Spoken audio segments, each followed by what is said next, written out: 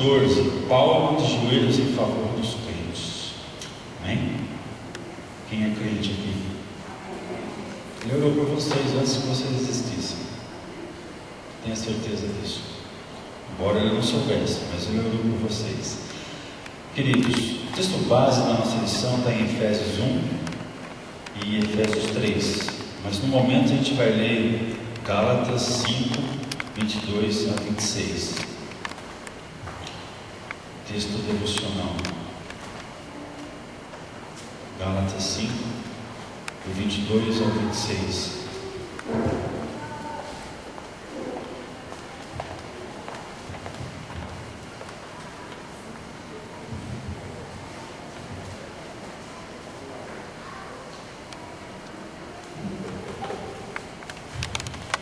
Todos acharam, irmãos? Gálatas 5, 22 a 26 diz assim: mas quando o Espírito Santo controlar as nossas vidas, Ele produzirá em nós essa espécie de fruto: amor, alegria, paz, paciência, retidão, bondade, fidelidade, mansidão e domínio próprio. E aqui não há conflito algum com as leis judaicas. Aqueles que pertencem a Cristo Jesus crucificaram os seus maus desejos e paixões. Se agora estamos vivendo pelo poder do Espírito Santo, sigamos a liderança do Espírito Santo em todos os aspectos da nossa vida. Então, não precisaremos mais andar em busca de honras e de popularidade que levam à inveja e os maus sentimentos. Esse é o desejo do Espírito Santo para a sua vida.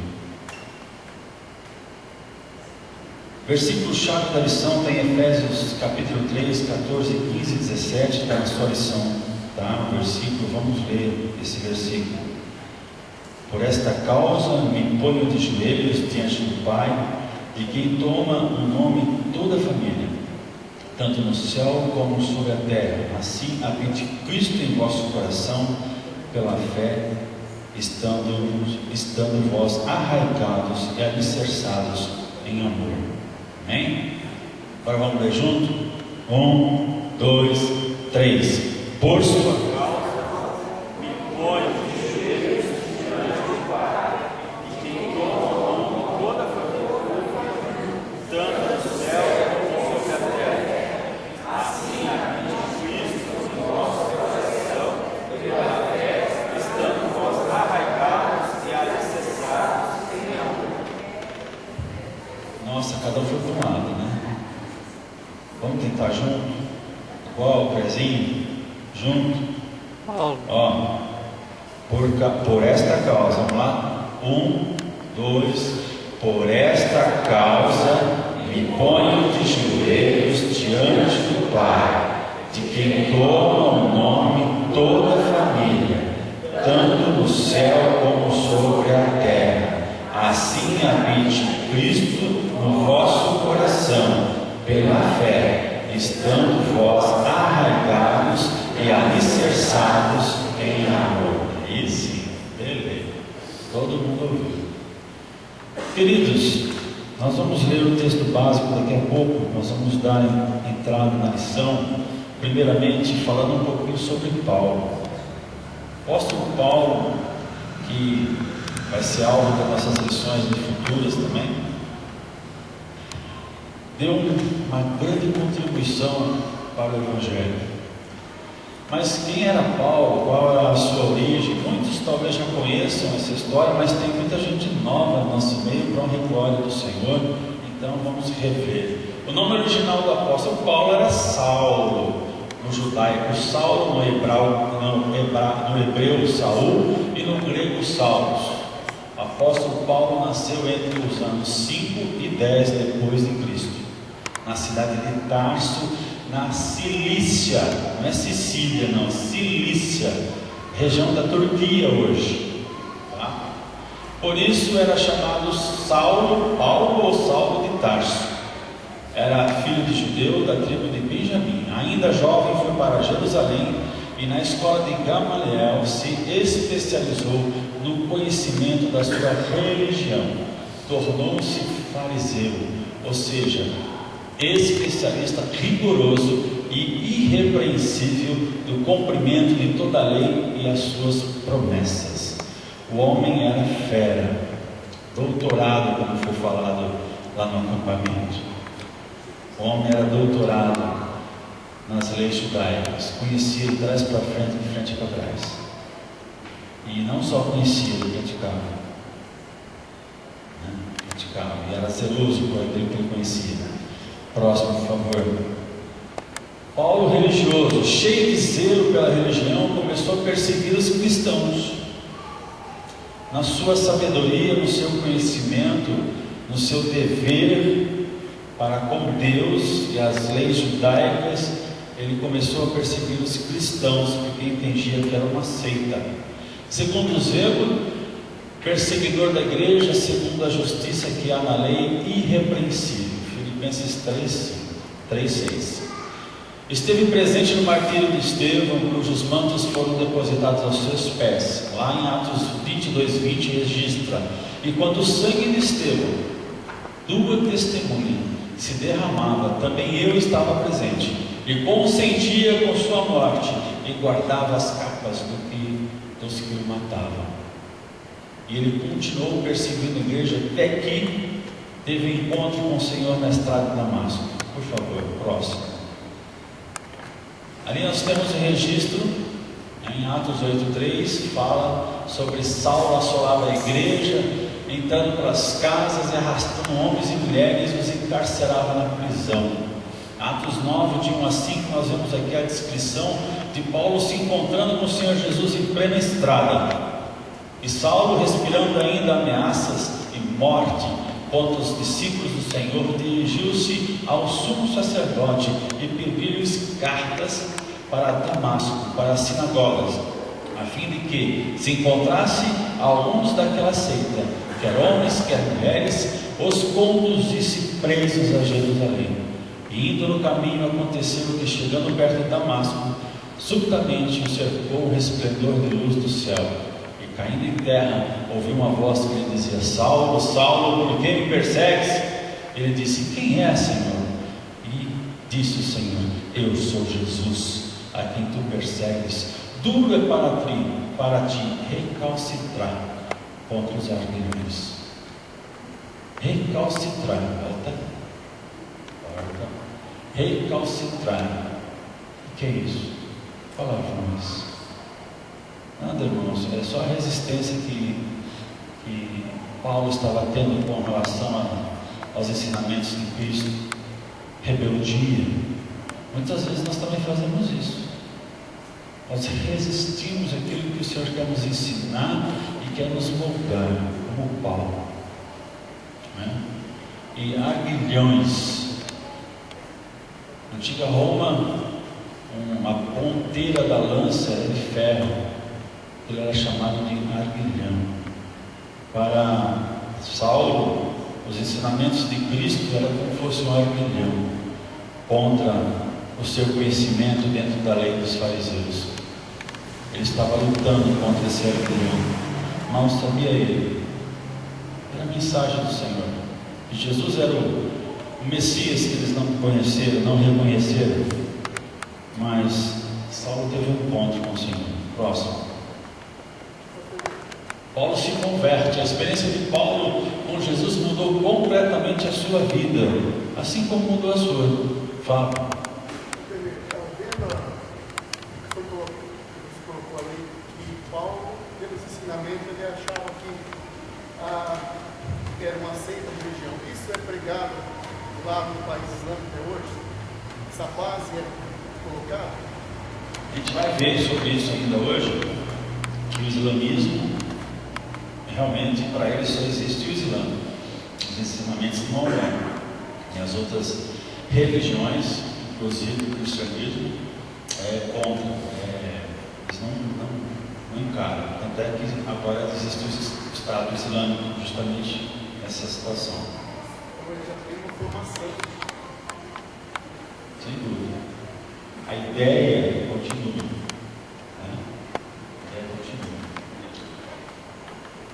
Então, Paulo, de perseguidor, passou a ser o anunciador da mensagem de Cristo até a sua morte.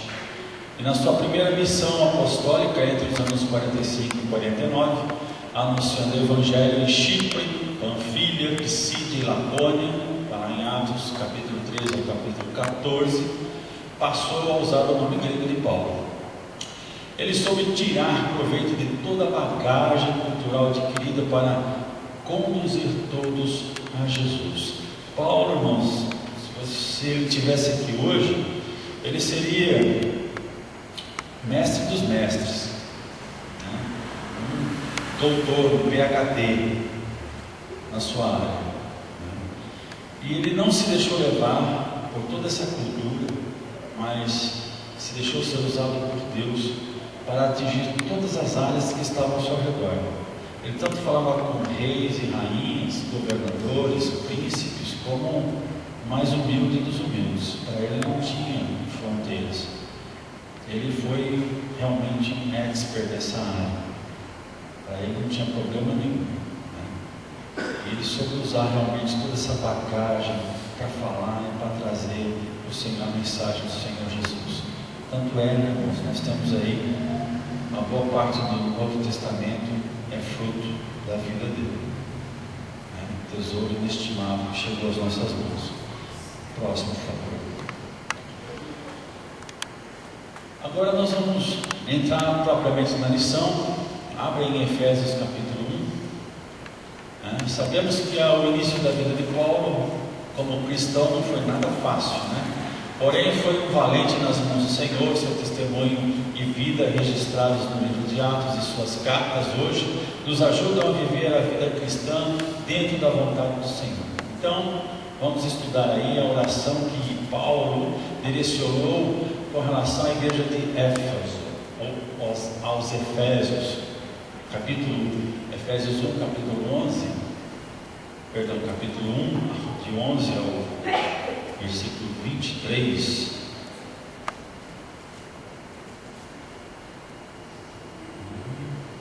Amém? Todos acharem? 11 ao 23, diz assim: Nele nós fomos escolhidos e predestinados como parte do plano soberano de Deus, que fez tudo conforme a sua vontade. O propósito de Deus nisso era que louvássemos a Deus e dessemos glória a Ele por ter feito essas coisas poderosas por nós, que fomos os primeiros a confiar em Cristo.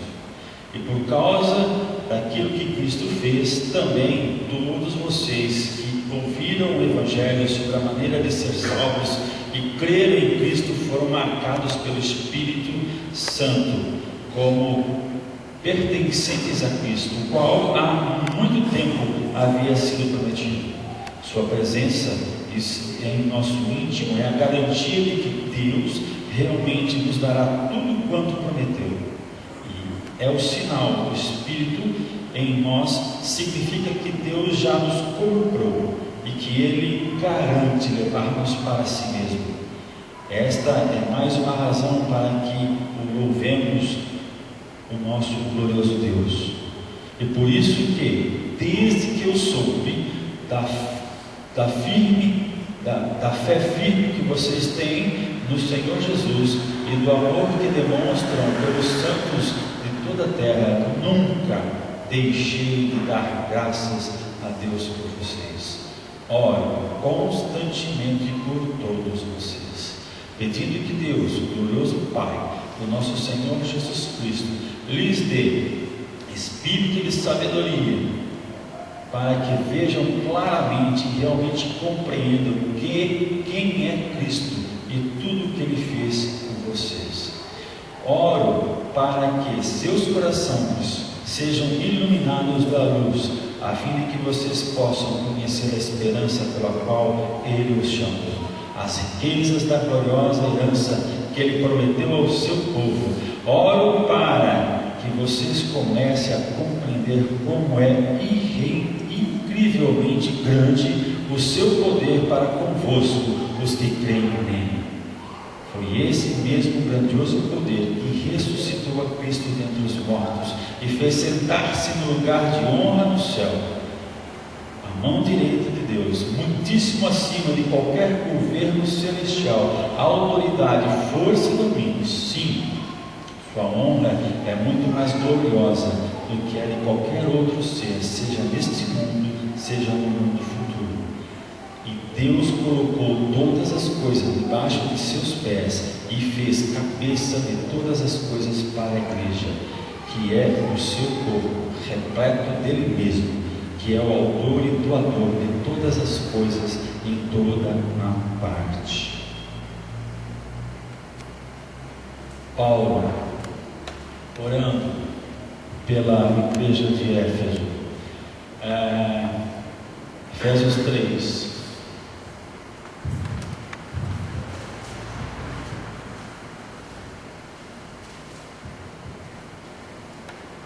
(14 ao 21).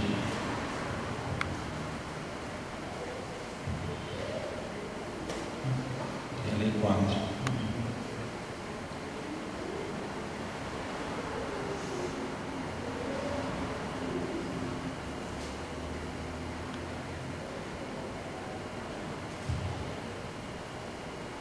Quando penso na sabedoria e na extensão do seu plano, eu caio de joelhos e rogo ao Pai, de toda a grande família de Deus, alguns deles lá em cima no céu e outros aqui embaixo na terra, oram que das tuas riquezas gloriosas e ilimitadas, Ele conceda a vocês o poderoso fortalecimento interior por meio do seu Espírito Santo. E oro para que Cristo habite em seus corações à medida que confiem nele, e que vocês aprofundem suas raízes no solo do amor maravilhoso de Deus, e que vocês, junto com todos os filhos de Deus, possam compreender a largura, o comprimento, a altura e a profundidade do amor de Cristo por si mesmos, possam experimentar esse amor, embora seja ele tão grande que vocês nunca verão o seu fim, nem poderão conhecer ou compreender completamente.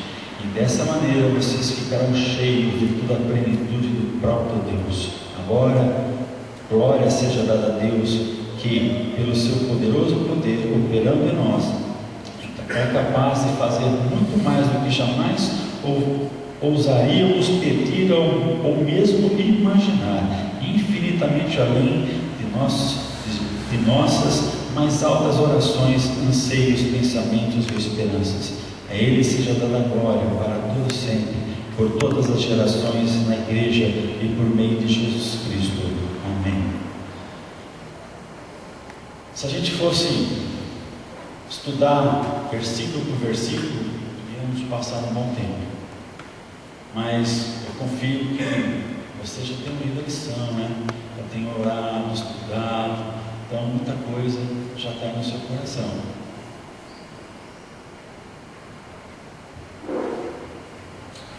Mas, continuando aqui, por favor, próximo, nós vamos entender algo muito interessante que eu consigo enxergar através dessas orações de Paulo. Paulo, como foi um fariseu, por ser judeu de nascença, fariseu por opção, após sua conversão, ele pode ter desenvolvido, e com certeza ele desenvolveu um sentimento chamado de empatia, que é estado de espírito no qual uma pessoa se identifica com outra, presumindo sentir o que esta pessoa está sentindo, chorar com o que chora, rir, se alegrar com o que se alegra. Este é um espírito de empatia que deve e deveria ser desenvolvido nos nossos corações, porque Paulo podia sentir aquilo que Deus queria fazer naquela igreja de uma forma tão impressionante, que ele tentou colocar isso em palavras em oração. Mas analisando toda a vida de Paulo, tudo que ele passou, isso aí foi fatal para que ele pudesse então realmente fazer as suas viagens missionárias e trazer tanta palavra de Deus àqueles que estavam ao seu redor, porque essa empatia movia Paulo. Ele, como um judeu, conhecedor de todas as promessas da vida do Messias, você imagina qual foi o impacto dele quando ele percebeu que o Messias veio, morreu e ressuscitou e o povo judeu nem percebeu? Imagina a situação de Paulo. Nós não temos registro de como ele se portou nesse sentido, qual foi a reação psicológica desse homem, mas Paulo ficou ausente, sumido por uns tempos, se não falha a memória, estudos que eu já li, uns 3 anos, antes dele iniciar o seu ministério. Barnabé, um homem de Deus, pegou Paulo pelas mãos, apresentou aos discípulos, e depois devolveu Paulo lá em Tarso. Com certeza ele manteve contato. 3 anos depois, esse homem volta à cena, marcando realmente aquilo pelo qual Deus o chamou. E esse sentimento tomava conta do coração dele. Com certeza esse sentimento ajudou muito em seus momentos de intercessão ao povo cristão de Éfeso, que é o alvo da nossa lição, mas alcançou muitas vezes através das suas orações. Por favor. A visão do apóstolo Paulo. Qual foi a sua motivação? Nós lemos aqui em Efésios 1,15 e depois Efésios 3,14. Era a firme fé que os irmãos de Éfeso demonstravam no Senhor. Aliado a isso, Paulo vislumbrava a sabedoria e a extensão do plano do Pai com relação àquela igreja. E com relação a nós também, né? Porque isso não ficou apenas em Éfeso. Paulo tinha uma mente impregnada, moldada pelas Escrituras.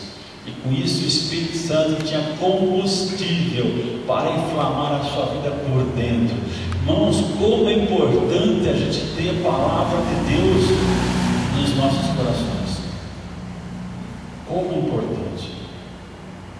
A própria Bíblia nos diz que o Espírito Santo nos faria lembrar de tudo que nós ouvimos e aprendemos do Senhor. Para quê? Para usar em favor da sua igreja. Qual o objetivo? Para ganhar vidas. Irmãos, o nosso objetivo é ganhar vidas. Vidas. Esse é o nosso objetivo. Não tem outro. Não tem outro. Se você tem escutado alguma coisa diferente, rejeita. O nosso objetivo aqui é ganhar vidas para Jesus. Por quê?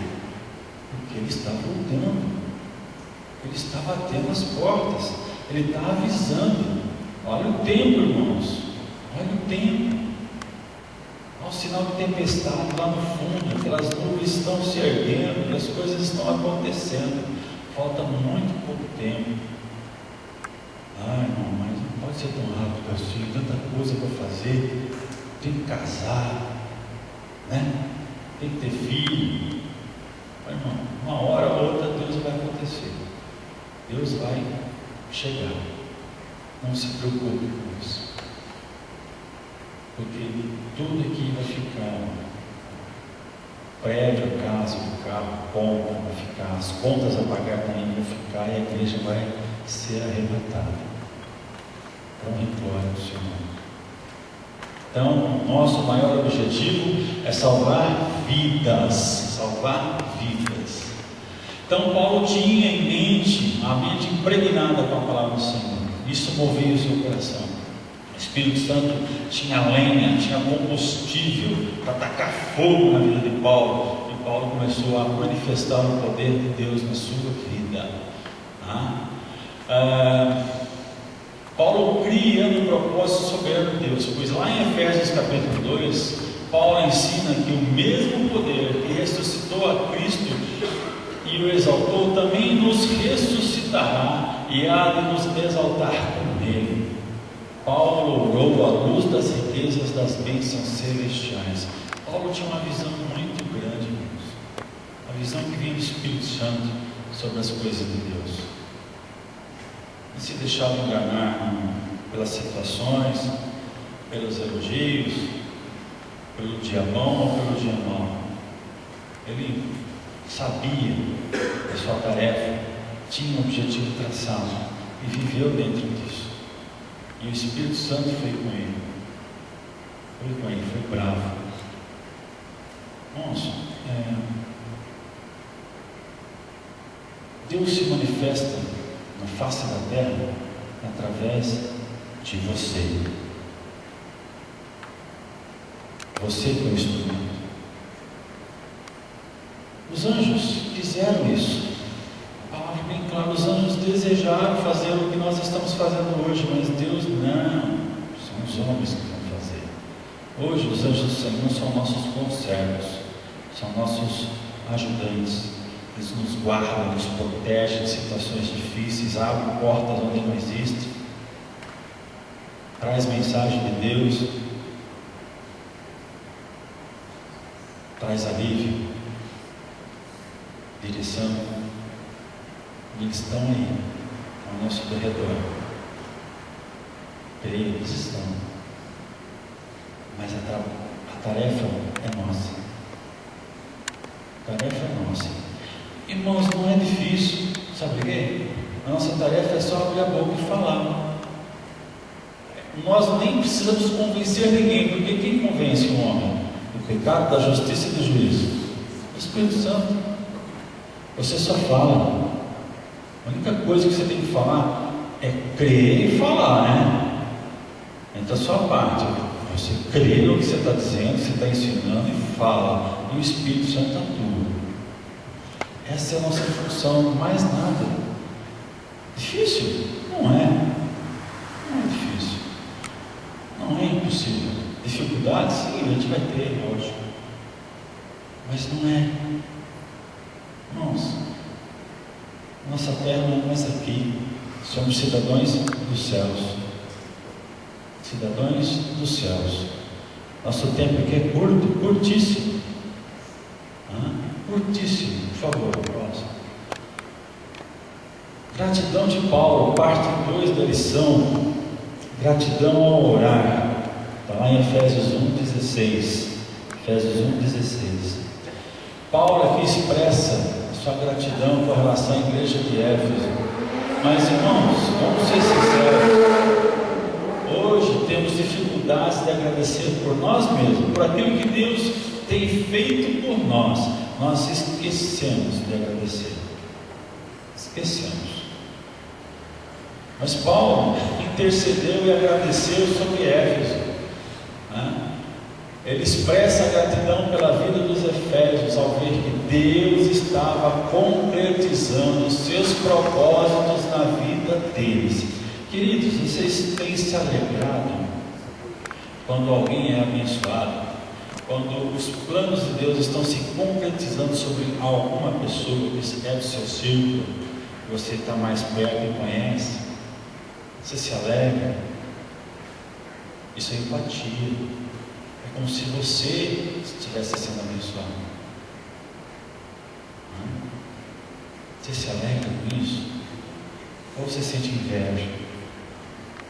Se sente inveja, meu amado, é coisa de homem.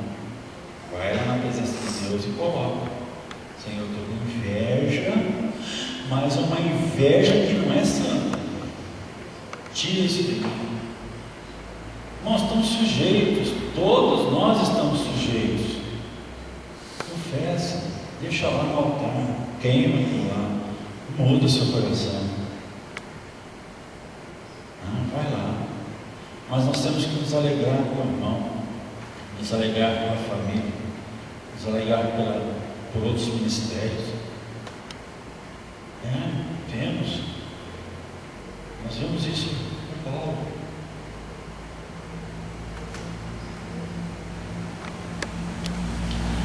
E ele ainda diz: não cesso, constantemente. Isso é constância.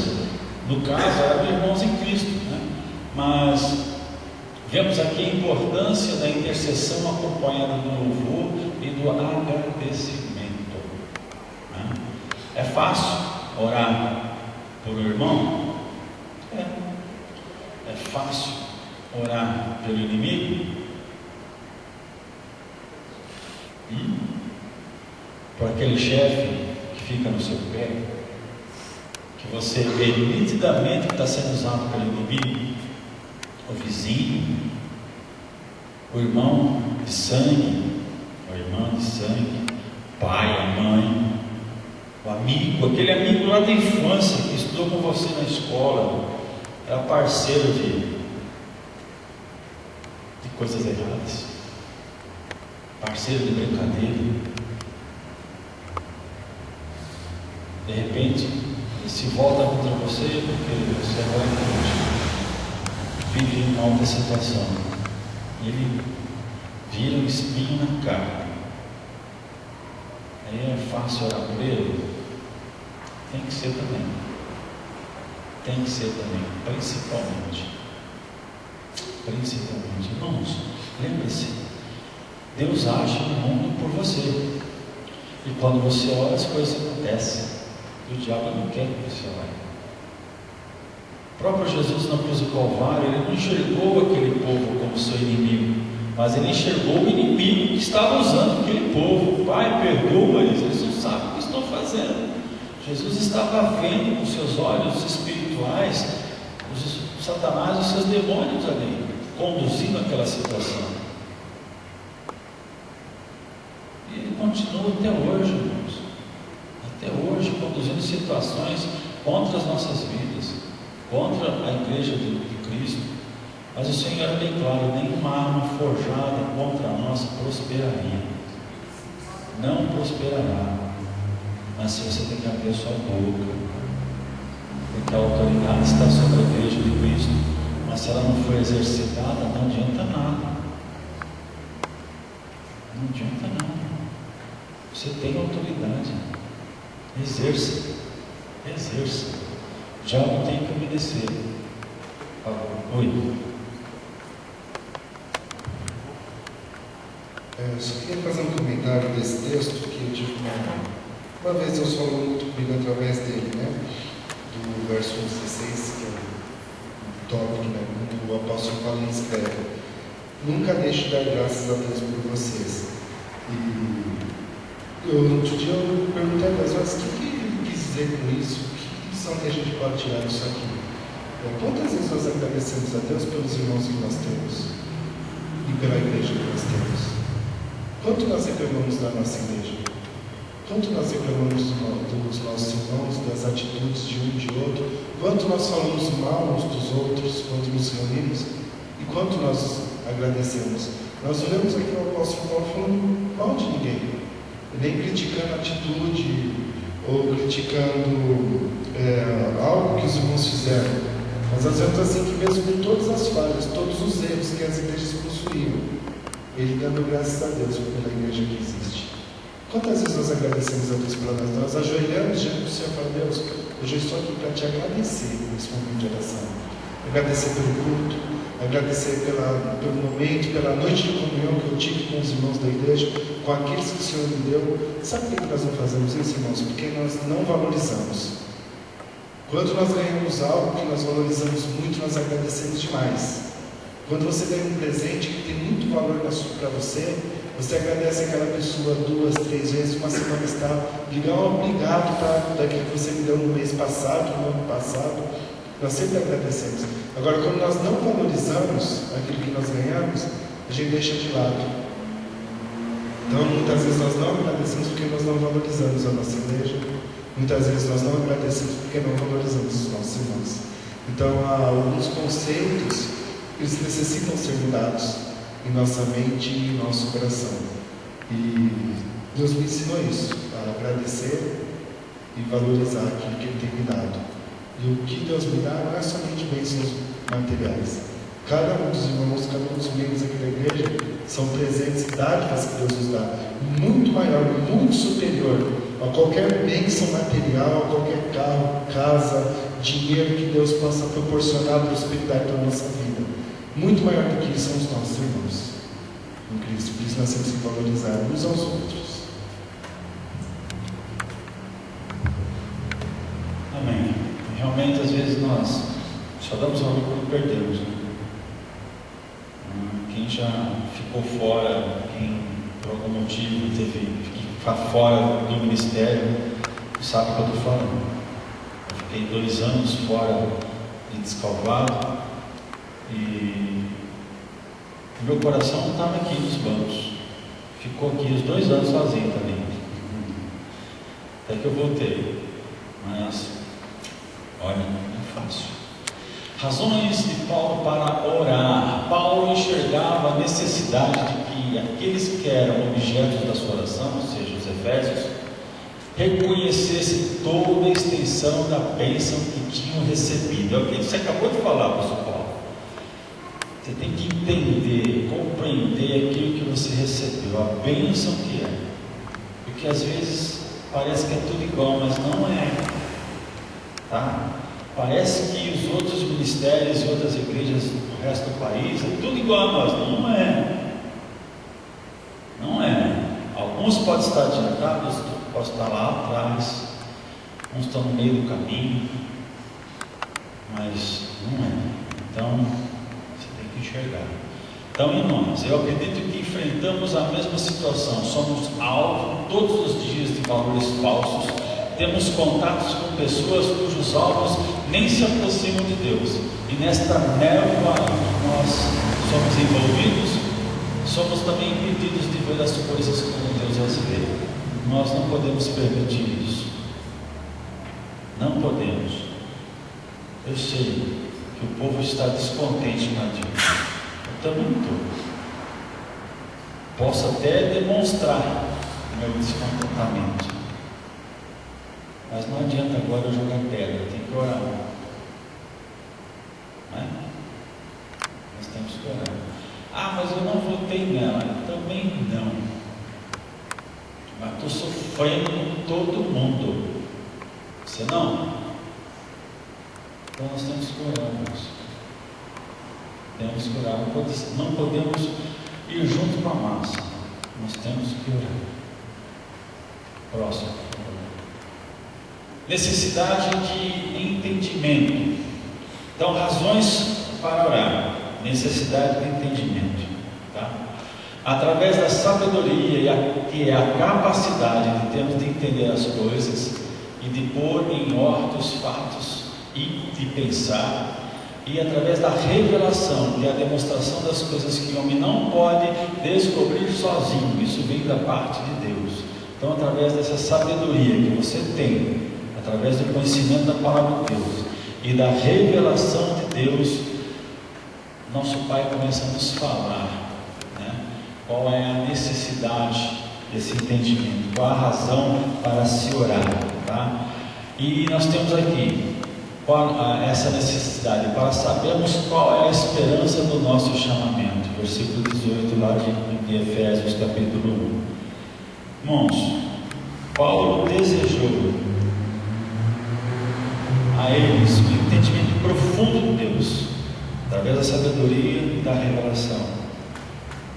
E ele desejou também que eles entendessem qual era o seu chamado, qual era a sua função, aquilo que eles deveriam desempenhar através do Senhor Deus, através de suas vidas, logicamente, através da santidade, através da liberdade para a qual foram chamados em Cristo Jesus, para viver de uma maneira santa, para viver através da paz, e também, queridos, para o sofrimento. Você acha que Paulo sofreu pouco na sua vida? Você acha que ele sofreu pouco? Foi apedrejado, deixado como morto, levantou um belo dia, foi ministrar a palavra de Deus. No final, antes do final do dia, estava embaixo de montes de pedra. Matamos Paulo. Não matou nada. O dono da vida é o Senhor Deus. Se ele não recolheu, ninguém recolhe. Nós sofremos, irmãos, mas é para a glória do Senhor Jesus, é para a glória do Senhor Deus. Então esse chamamento não só é efetivo na vida presente, como também nos leva a participar do triunfo final de Cristo. Já pensou no final de tudo? Como nós vamos ficar? Satisfeitos, alegres, contentes, jubilosos, depois de tudo que nós passamos? Amém. Glória a Deus. Tudo foi possível através do Senhor. Então, Essa é uma grande necessidade de oração. E tem muito tempo pela frente, irmãos. Jesus está chegando tarde. Não sabemos quanto tempo nos resta. Nós temos que viver de forma intensa, como se Jesus fosse voltar amanhã. Vamos fazer tudo o que é possível hoje. E com isso o tempo vai passando, né? O tempo vai passando, vai passando, vai passando. Eu vi o Paulo criança, quando chegou em Desigualado, né? Vi muita gente aqui criança. Eu vi o Luiz adolescente. O tempo mudou. Vi a gente criança também. Muitos aqui eu vi criança. Eu vi o Luiz solteiro. E aí? O tempo passou. O tempo passou. Está passando. O que a gente vai fazer? O que a gente vai fazer? Qual é o seu chamamento, querido? O que você tem que fazer na causa do Senhor? Vamos trabalhar. Vamos trabalhar que a coisa vem vindo. Outra necessidade, para sabermos qual é a riqueza da glória da sua herança em nós. Versículo 18. Abre lá Isaías 53:11. Alguém lê para mim, por favor. Isaías 53:11.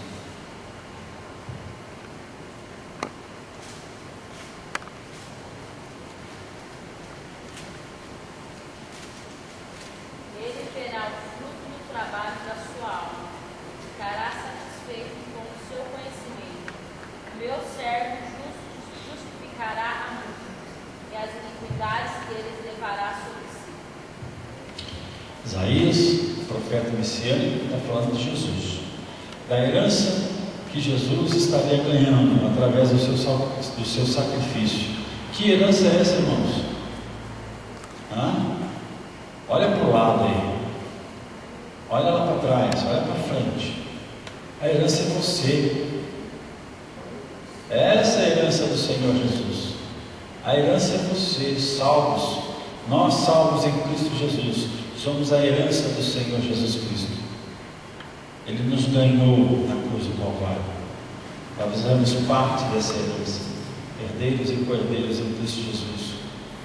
Jesus, primogênito, primeiro, nós fazemos parte dessa família. Essa é a riqueza da glória da sua herança. Nós, eu e você. Para sabermos também a extraordinária grandeza do seu poder para com os que cremos, os que creem nele também. Tá? A junção que Paulo faz entre o verbo saber e crer. Deus usará o mesmo poder que usou na sua eficácia em Cristo Jesus. O mesmo poder que Deus usou para que Jesus fosse ressuscitado, que é o maior milagre feito por Deus, foi o retorno à vida do Senhor Jesus.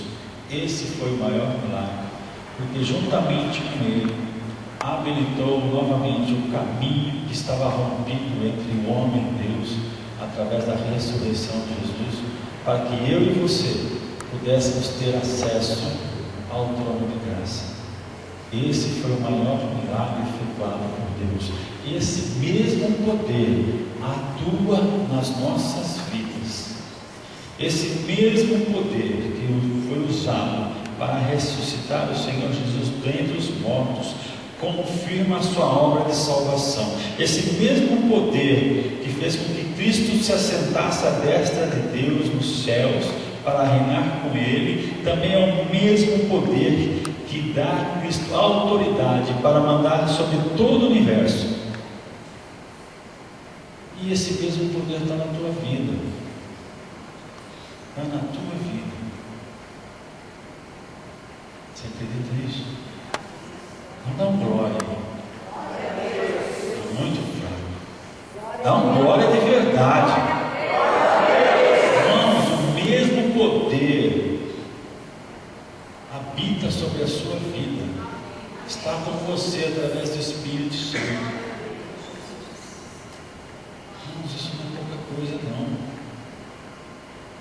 Ele diz: onde colocar a planta do seu pé, território santo, o diabo não tem vez.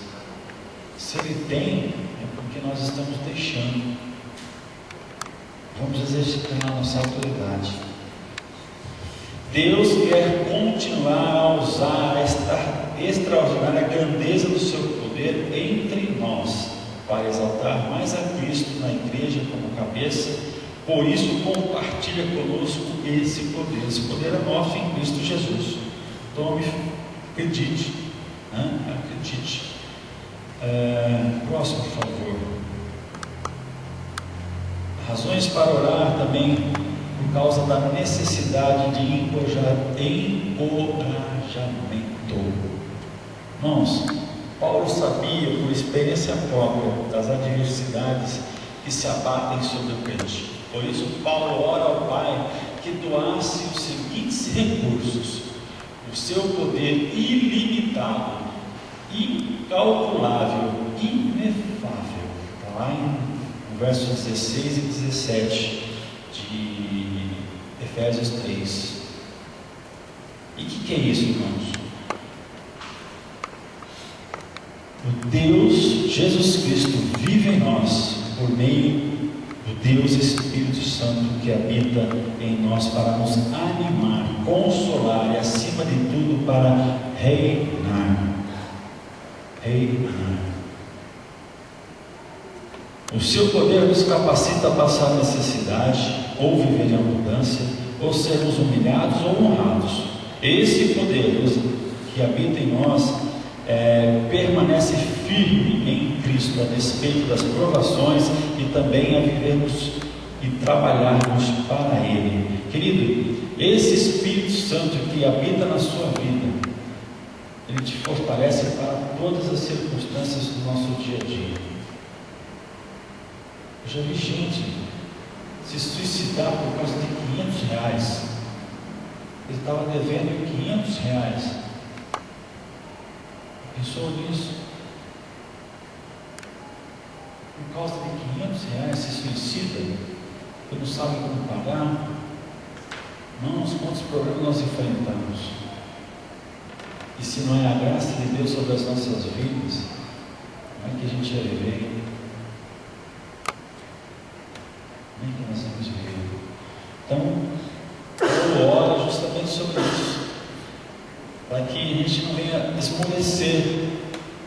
Ele ora também para que você descubra o seu insondável amor, o insondável amor de Cristo, de Deus, sobre as nossas vidas. O fundamento desse amor que devemos prosseguir em direção ao entendimento de Deus cada vez mais profundo. Nós vimos que essa dimensão do amor,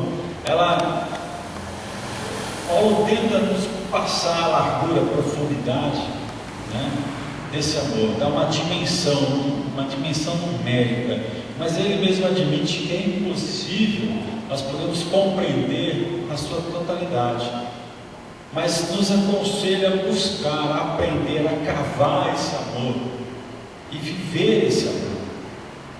À medida que você se aproxima de Deus, isso vai acontecendo.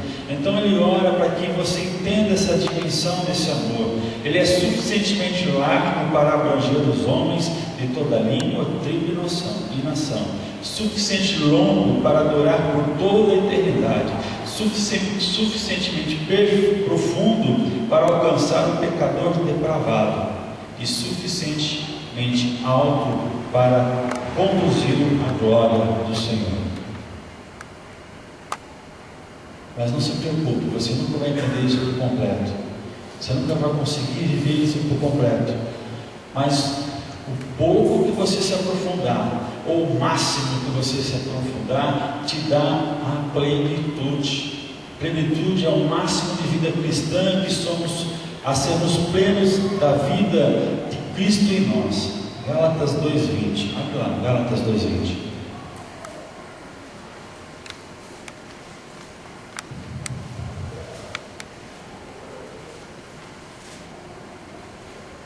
Gálatas 2:20. Eu já fui crucificado com Cristo. Eu próprio não vivo mais, e sim é Cristo quem vive em mim.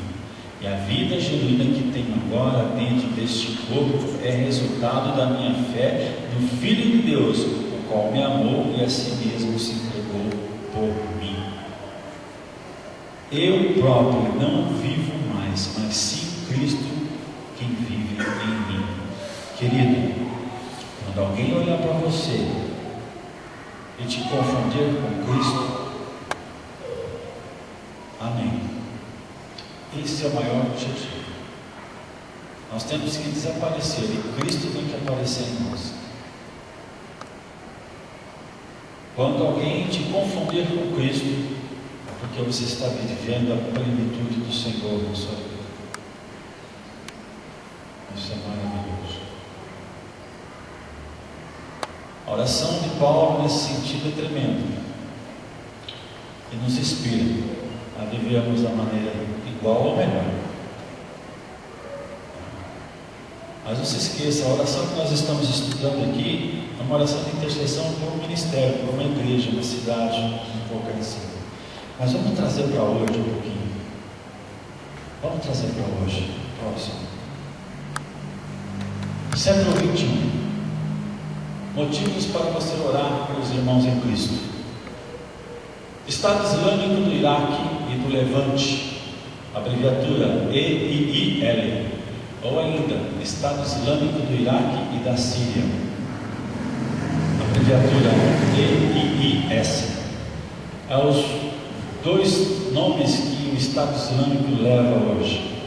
Todos já ouviram falar desse povo, né? Já ou não? Muito bem. É um grupo jihadista do Oriente Médio, em seu estado autoproclamado como um califado, irmãos, é uma autoridade religiosa política, ou seja, que a política é governada pela religião. Afirma autoridade religiosa sobre todos os muçulmanos do mundo e aspira a tomar o controle de muitas regiões de maioria islâmica, a começar pelo território do Levante, ou seja, do território que eles se levantaram, que inclui Jordânia, Israel, Palestina, Líbano, Chipre e Hatay, uma área ao sul da Turquia. O grupo islâmico foi designado como uma organização terrorista estrangeira pelos Estados Unidos, Reino Unido, Austrália, Canadá, Indonésia, Arábia Saudita, além também de ter sido classificado pela Organização das Nações Unidas, a ONU, e pelas mídias do Ocidente e do Oriente Médio como um grupo terrorista. Irmãos, é um grupo que não mede esforços para implantar o modo mais rigoroso da lei islâmica. Próximo. O objetivo original é estabelecer um califado nas regiões de maioria sunita no Iraque. Após o seu envolvimento na guerra civil síria, esse objetivo se expandiu para incluir o controle das áreas de maioria sunita na Síria. Em 29 de junho de 2014, esse califado foi proclamado e Abu Bakr al foi nomeado como seu califa e o grupo passou a se chamar Estado Islâmico. Vai. Localização. Você está vendo aqui o Brasil? Vê se eu acho aqui. Cadê? Nós temos o Brasil aqui, certo? Brasil, Estados Unidos, América Central, aqui passamos o oceano, vamos para o continente africano, tá? A Europa, e aqui nós temos o Iraque, o Oriente Médio, mais para cá a Rússia, China e tudo mais, tá? Próximo. Agora aqui você vai ver, ó, Iraque, o Estado Islâmico está aqui, ó, mais ou menos nesse sentido aqui do Iraque, perto da Síria. Tá? Então eles querem a Síria, querem a Jordânia.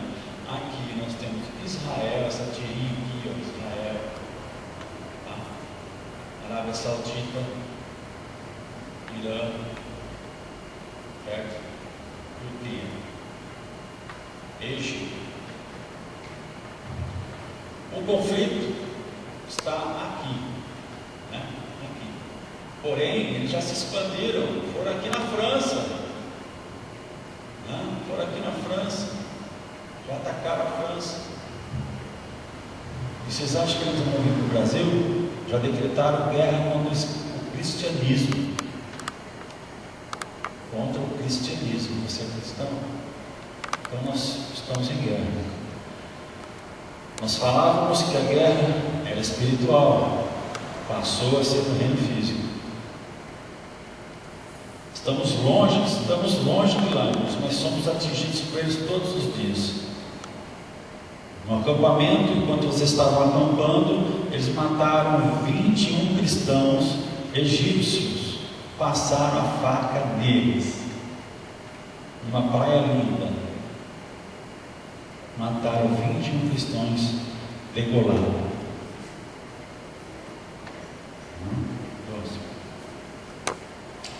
A sua ideologia é um grupo extremista que segue a linha dura ideológica da Al-Qaeda e adere aos princípios do Jihad global. Como o Al-Qaeda e o Estado Islâmico surgiram a partir da ideologia da Irmandade Muçulmana, que remonta ao final dos anos de 1920 no Egito, que segue uma interpretação anti-ocidental extrema do Islã, promove a violência religiosa e considera aqueles que não concordam com a sua interpretação como fiéis e apóstatas. Você está incluído nisso daqui, porque nós não concordamos. Então você é um infiel, você é um apóstata. Vai. Quando eles conquistam uma região, eles penduram a bandeira negra no topo do prédio mais alto. Iniciam uma campanha para conquistar os corações e mentes por meio de prestação de serviços sociais e locais devastados pela guerra.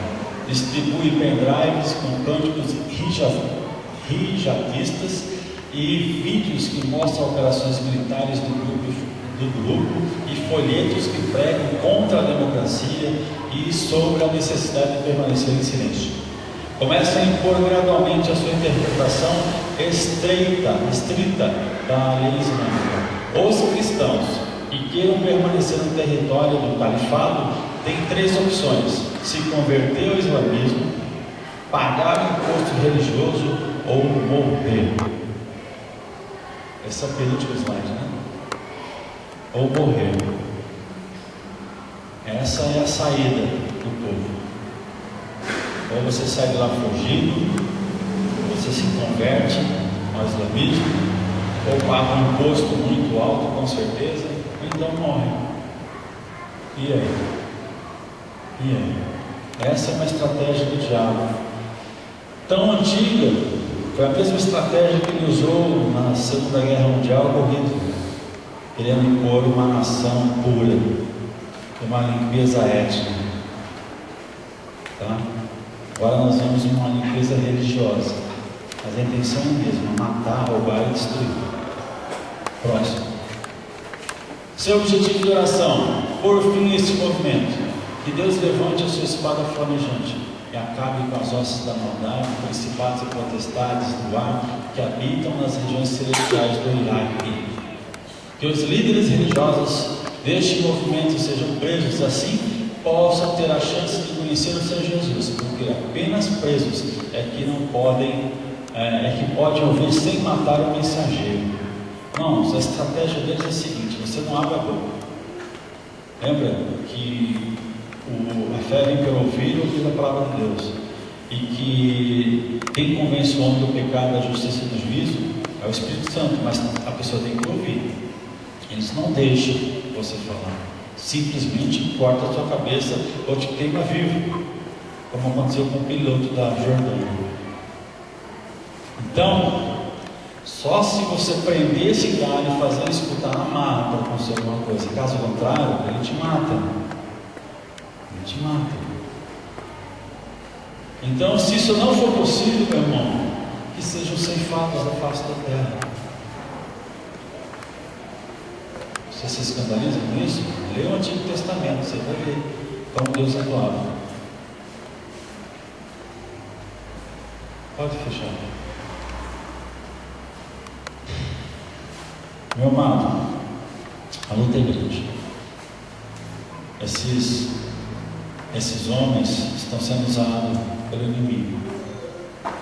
E você é um instrumento do Senhor na face da terra. Não se conforme com esse servo. E haja em oração. Haja em oração. Fala comigo.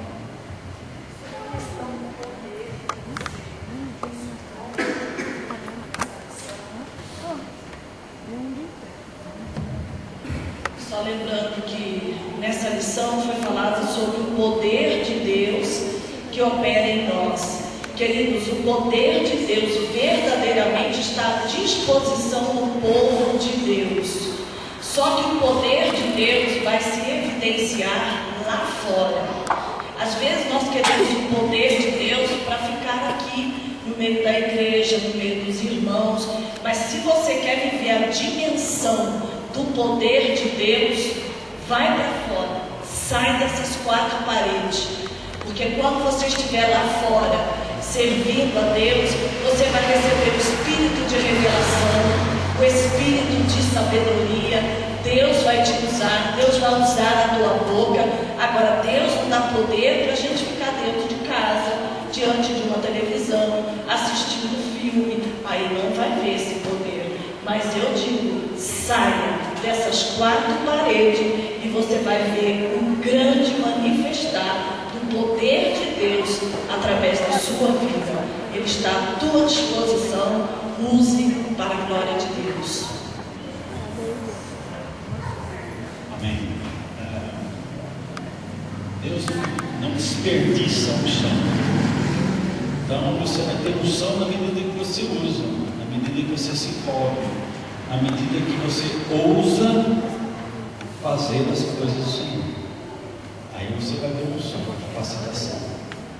Tá? Nas mínimas coisas, irmãos, nas mínimas coisas, você vai enxergar a mão de Deus atuando de uma forma sobrenatural. Então, aqui a gente brinca, aqui a gente recarrega as baterias, aqui a gente se informa, a gente aprende. Qual o objetivo? Lá fora, ganhar vidas. Esse é o objetivo. Tá?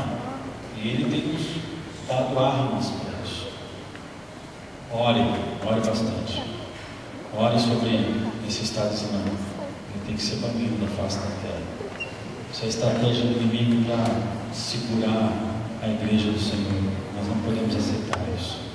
Amém?